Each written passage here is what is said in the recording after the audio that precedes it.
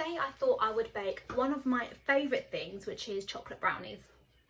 Brownies are quite simple to make, I think, and they're so delicious and you can jazz them up in any way. I'm just keeping it simple today, double chocolate brownies, but you can do salted caramel brownies. Easter's just gone, you can do cream egg brownies and like put cream eggs on the top, or mini eggs. You can do vegan brownies, gluten-free brownies which use avocado in. I'm keeping it really simple and it's delicious, but you can jazz it up how you want. So I've got my oven preheating on gas mark 4, which is around 180 degrees Celsius and 350 degrees Fahrenheit. And what you're going to need is, what I like to do is measure out all my ingredients first, so it's all ready and it's really simple to bake as you go along because you don't have to measure it. It's quicker doing it this way as well. But also what I've got is a tin ready and lined. I'm not the best at lining tins. I've just got a big sheet and I've greased the tin.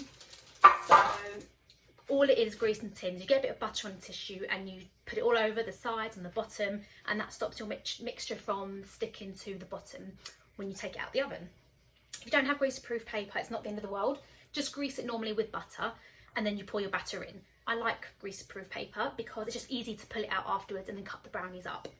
So that's ready, and I'm going to list in the description box all the ingredients, but I'm going to show you what you need as well. So what you're going to need is 115 grams of unsalted butter. You're going to need 115 grams of plain chocolate broken into pieces. Now I've got dark chocolate, so I couldn't find plain chocolate, but if you want to use milk chocolate, that's fine. It's just going to make it a little bit sweeter.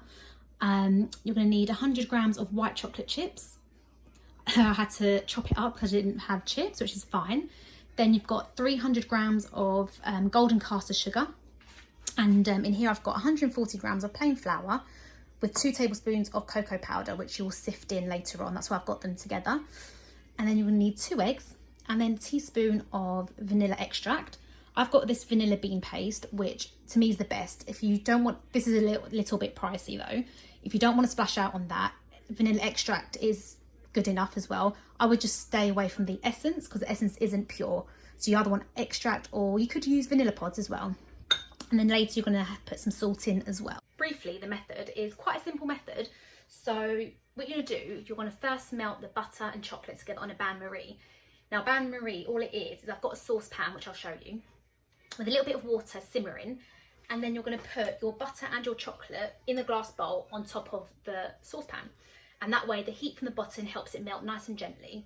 You can melt it in the microwave, but you wouldn't want to do it for too long, so you've got to do it on 30-second bursts, making sure that the chocolate doesn't split and things like that.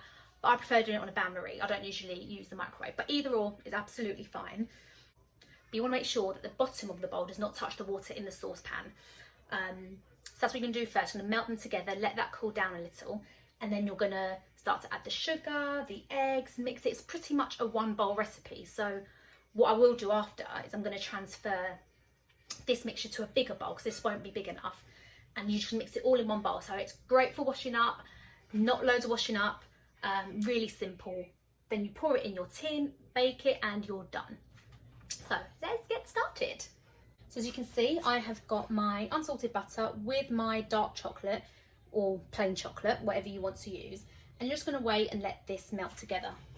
So this will take a couple of minutes. You want to use a spatula, metal spoon, wooden spoon, whatever. Just keep an eye on it.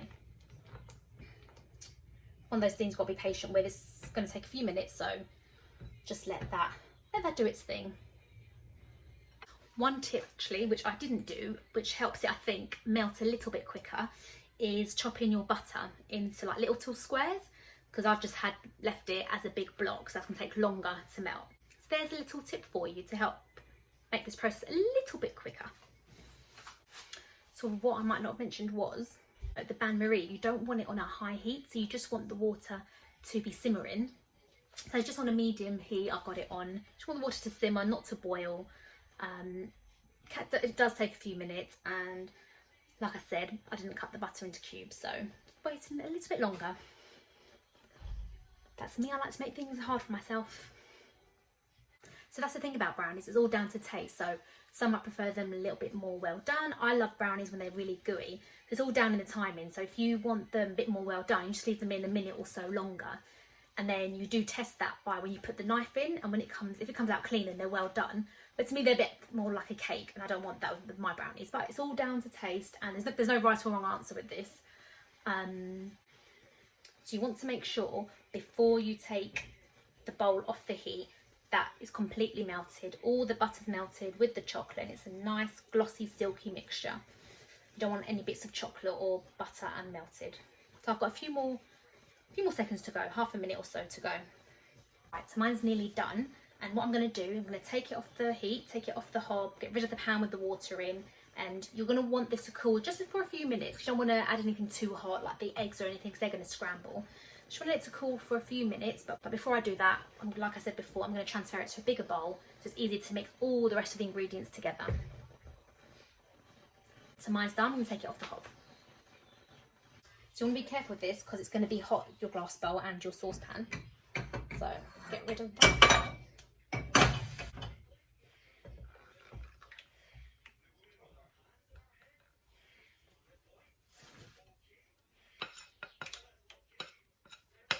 Want to make sure you get all the chocolate, don't want any waste, and the spatula is great for getting every inch of that chocolate out.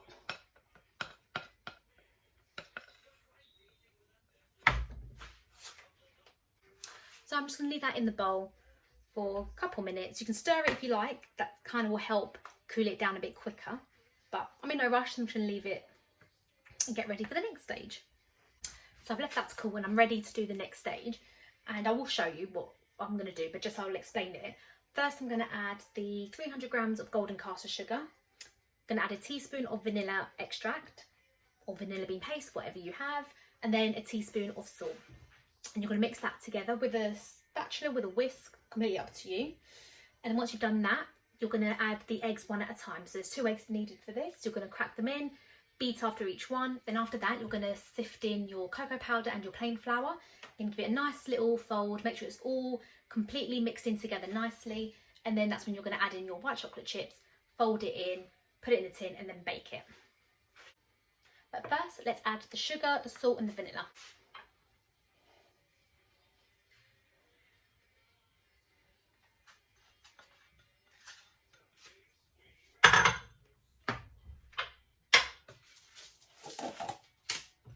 Teaspoon of salt.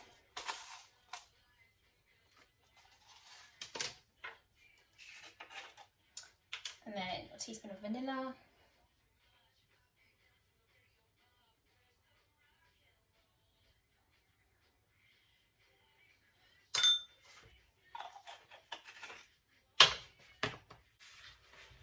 And give that a nice good mix together. Make sure the sugar and chocolate, along with the vanilla and salt, is all mixed in nicely. It's going to be a bit grainy at this stage because of the sugar, but do a nice mix. And then that's what my mixture is looking like. So I'm now going to add in the eggs one at a time.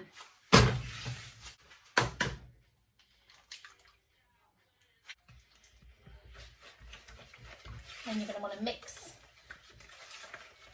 it all together before you add in the next egg.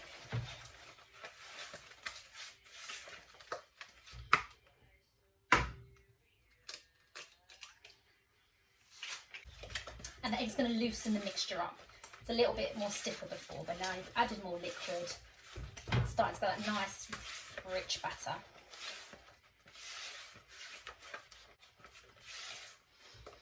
As you can see, that is the mixture all coming together nicely.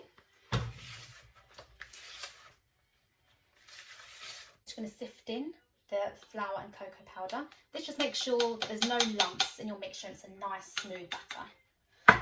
Don't want a lumpy mixture.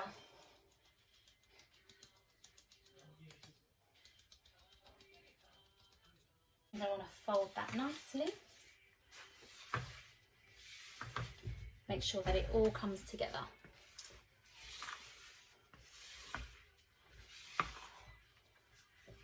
Make sure you scrape the sides as well so you get it all in. You want to get all the flour in together.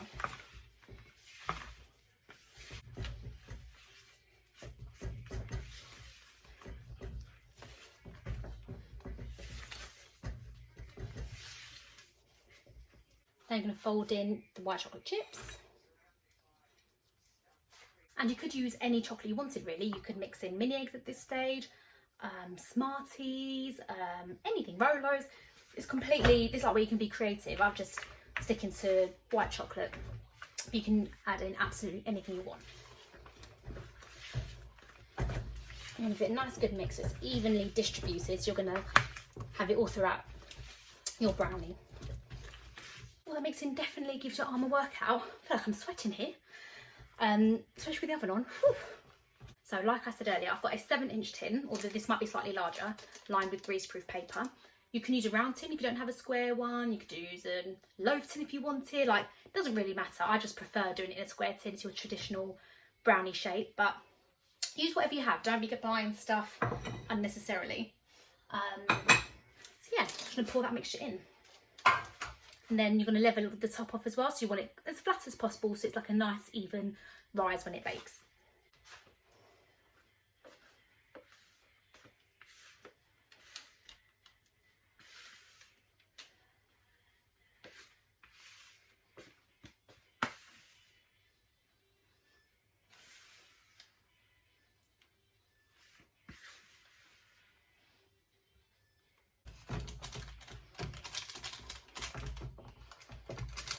And I'm just trying to level it all off as even as possible. So now I'm going to bake that for about 35 to 40 minutes. Again, it depends on your oven.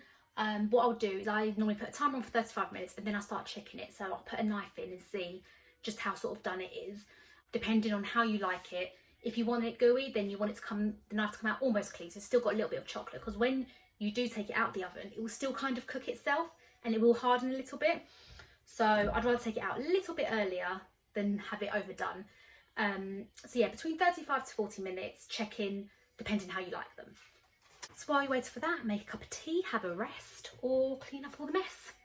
I'm going to do all the above. So if you did want to jazz your brownies up, you could. So once you've added your mixture into the tin, you could then, if you made salted caramel from my other video, you could then drizzle it on top then before you bake it. Or if you wanted to do cream eggs, you could cut them in half and then line them up, about 9 of them or so on, 9 halves. Or you could put mini eggs on top, whatever. But you would do it at that stage just before you put them in the oven. So when they bake, they're on top and then they'll look really good. Sometimes I just like an easy bake, so I've just stuck with the simple double chocolate brownies. So my brownies are out of the oven. Mine came out at exactly 35 minutes. Any longer and they would have been too overdone. So you want to let them cool down. I'm very impatient, so I've cut them already, very unevenly, because I am that impatient and I do just want to try them. I'll show you what they look like here, and then the best bit, I'm going to taste them. Here you can see I've started to slice them up, and very unevenly, so I won't zoom in too close. But here is the first brownie. I'm going to try it while they're still warm. This is when I really like brownies, actually. When they've come out of the oven, they're cool. They've cooled down a little bit, but they're still a bit warm.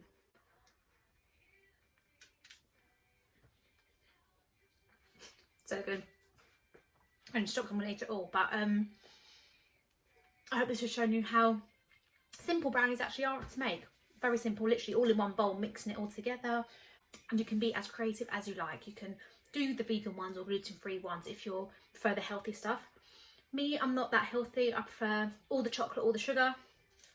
But yeah,